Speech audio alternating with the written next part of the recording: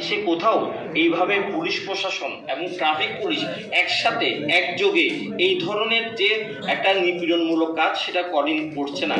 এবং আমরা যতটুকু জানি ঢাকাতেও এক ধরনের আয়োজন হচ্ছে, যে সরকার এই সময় যে বিদ্যুৎ চালিত একটা পরিবহন যে আইন নীতিমালা 2025 চালু করেছে, তার এই ধরনের পরিস্থিতি আমাদের চট্টগ্রামে হচ্ছে। আমরা মনে করি এটা একটা জনবিরোধী সিদ্ধান্ত এবং এটা যেই বাংলাদেশে শ্রমিকদের উপরে দমন পীড়ন নির্যাতন শোষণ থাকার কথা ছিল না, তার থেকে একটা আমরা মনে করি সাংঘর্ষিক অবস্থানে বর্তমানে এই প্রশাসন অবস্থান নিতে পারে, তার আমরা তীব্র প্রতিবাদ জানাই।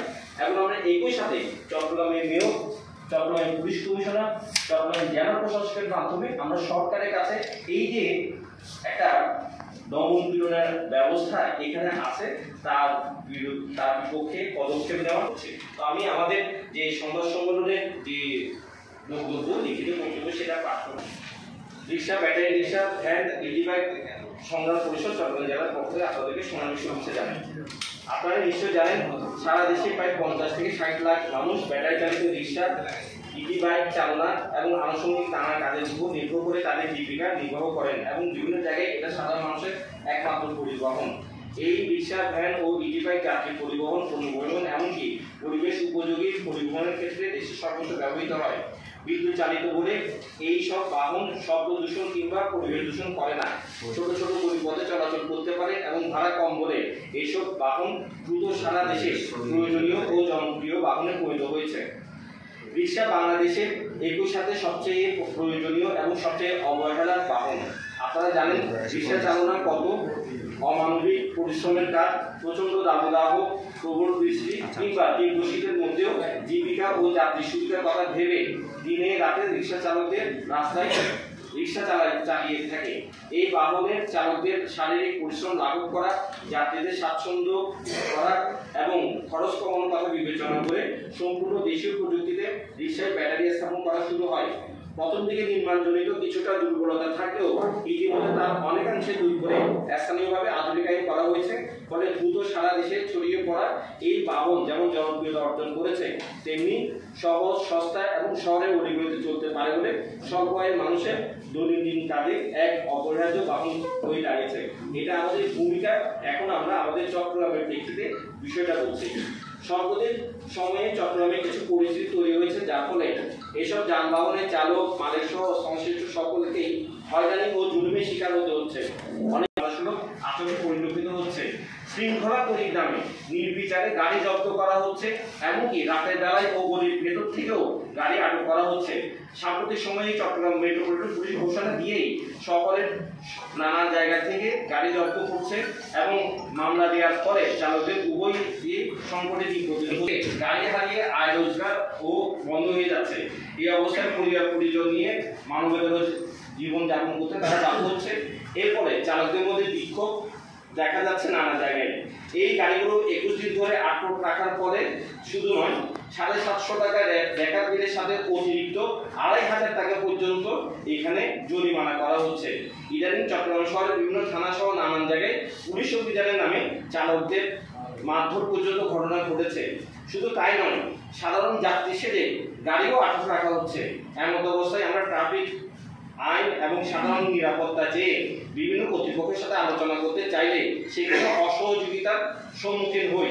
তাই আমরা আপনাদের মাধ্যমে ট্রাফিক শৃঙ্খলা, নিরাপত্তা এই বিষয়ে আমাদের যে দমন পীড়ন হয়রানি চলছে তা বন্ধ করার জন্য আহ্বান করছি। আরেকটা বিষয় আপনারা জানেন, গত 11ই August Chattogram metropolitan police commissioner কার্যালয় থেকে একটা গণবিজ্ঞপ্তিতে আমরা দেখলাম চট্টগ্রাম মহানগরে এই ব্যাটারি চালিত যানবাহন চলাচলের উপরে নিষেধাজ্ঞা দেওয়া হয়েছে এবং যাত্রীদের চলাচলের জন্য নেতিবাচক প্রচারণা চালানো হচ্ছে। বিজ্ঞপ্তিতে যানজট, ড্রাইভিং লাইসেন্স না থাকা, অল্প বয়সীদের যারা গাড়ি চালানোর বিষয়ে উল্লেখ করা হয়েছে। আর আমাদের প্রশ্ন, সুপ্রিম কোর্টের আদেশে যেখানে 22টা মহাসড়ক ব্যতীত ব্যাটারি চালিত এইসব বাহন চলাচলের বৈধতা রায় দেওয়া হয়েছে, সেখানে সিএমপি পুলিশ কমিশনার এই ধরনের বিজ্ঞপ্তি কোর্টের রায়ের সাথেই তো সম্পূর্ণ সাংঘর্ষিক। এই বিজ্ঞপ্তির বৈধতাই বা কি? এই বিজ্ঞপ্তি যেটা গণবিজ্ঞপ্তি দেওয়া হয়েছে তার বৈধতা কি? যানজটের বিষয়টা আমরাও জানি যে শুধুমাত্র যানবাহনের উপর নির্ভর করে না, বড় শহরগুলোতে যানজট এবং এর কারণে প্রধানত প্রয়োজনের তুলনায় রাস্তার স্বল্পতা, অবৈধ পার্কিং ব্যবস্থা, রাস্তা ও ফুটপাত দখল, গণপরিবহনের স্বল্পতা, প্রাইভেট গাড়ির আধিক্য, সড়ক মহাসড়ক সার্ভিস রোড না থাকা, দুর্বল ট্রাফিক ব্যবস্থা। একই সাথে আমরা জানি যে সড়কের নিরাপত্তা ও দুর্ঘটনার জন্য 117টা সমস্যাকে চিহ্নিত করেছে এই বিষয়ে জাতীয় টাস্কফোর্স কমিটি, যেখানে সড়ক মহাসড়কের নির্মাণ ও অবকাঠামো সিস্টেমের দুর্বলতাকে প্রধান হিসেবে ধরে তার অনেকগুলো সুপারিশ করেছে। আমরা সেই জায়গা থেকে আমরা যেটা বলতে চাই যে চট্টগ্রামে এই মুহূর্তে প্রধান জ্যামের রাস্তা হচ্ছে বাড়িবিলি থেকে ফ্রিপোর্ট বন্দরটিলা সড়ক, ভাঙা রাস্তা, নির্মাণ কাজ এবং যে বন্দরের জেটি সেখানকার যে গাড়ি এবং লরির জন্য কয়েক ঘন্টা পর্যন্ত লেগে যায়। এছাড়াও জিইসি এবং ওয়াসার যে রোড সেখানেও ছুটির দিনে বাদ দিয়ে দেখা যায় ট্রাফিক জ্যাম এবং ট্রাফিক জ্যাম এটা লেগে যায় এবং জনদুর্ভোগ তৈরি করে। এবং কোথাও কোথাও দেখা যায় যে এখানকার যে জনদুর্ভোগের কারণে ঘন্টায় ঘন্টায় জ্যামে থাকতে হয়।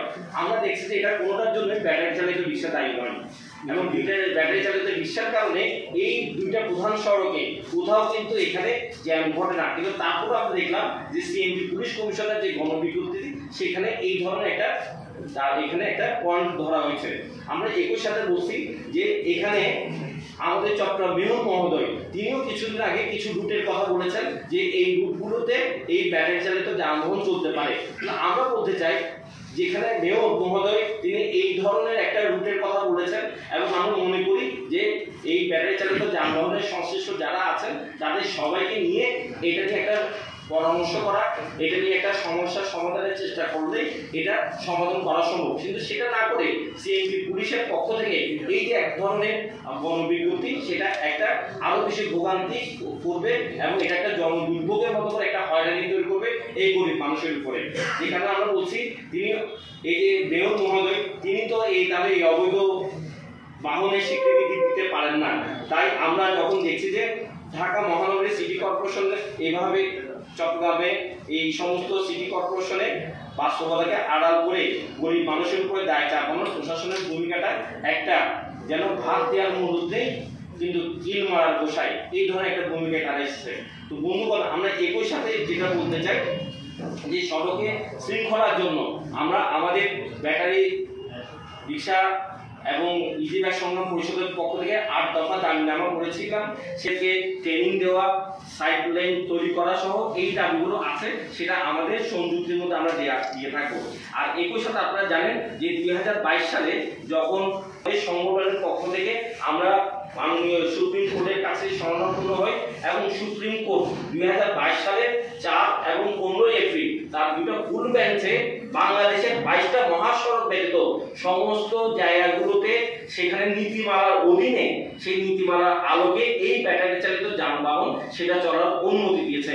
ফলে আমরা মনে করি সেই নীতিমালা যদি সত্যিকারভাবে প্রণয়ন করা যেত এবং সেই নীতিমালার অধীনে এই গাড়িগুলো যদি চলাচলের ব্যবস্থা করা যেত, তাহলে এই 60 লক্ষ মানুষ তাদের সাথে তাদের পরিবার, তাদের পরিজন এরা যে যুক্ত, তাদের জীবন জীবিকার একটা নিশ্চয়তা হতো।